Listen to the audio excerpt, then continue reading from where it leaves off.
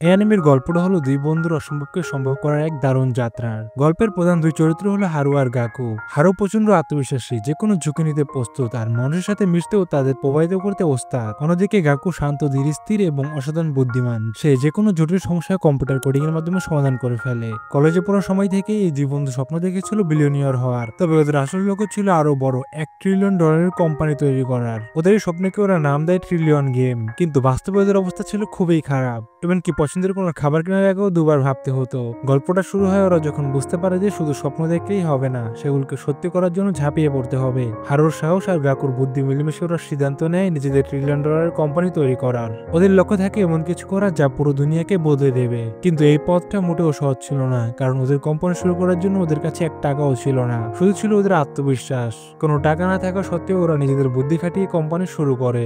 আর এর কিছু বছর পর ওদের কোম্পানি পৃথিবীর সবচেয়ে বড় 10টা কোম্পানির মধ্যে চলে আসে, যেখানে আসার জন্য অনেক বাধা বিপত্তি ঝামেলা সহ্য করতে হয়েছে, অনেক ঝুঁকি নিতে হয়েছে এবং নিজেদের সবটুকু দিয়ে চেষ্টা করতে হয়েছে। কিন্তু ওদের সবচেয়ে বড় শক্তি ছিল একে অপরের প্রতি বিশ্বাস আর ওদের বন্ধুত্ব, যার কারণে ওরা এত বড় হতে পেরেছিল। এই গল্পটাই আমরা দেখতে পারি কিভাবে সাধারণ অবস্থা থেকে শুরু করে শুধুমাত্র বুদ্ধি, সাহস আর দূর সংকল্পের জোরে যে কোনো অসম্ভব স্বপ্নকে সত্যি করা যায়।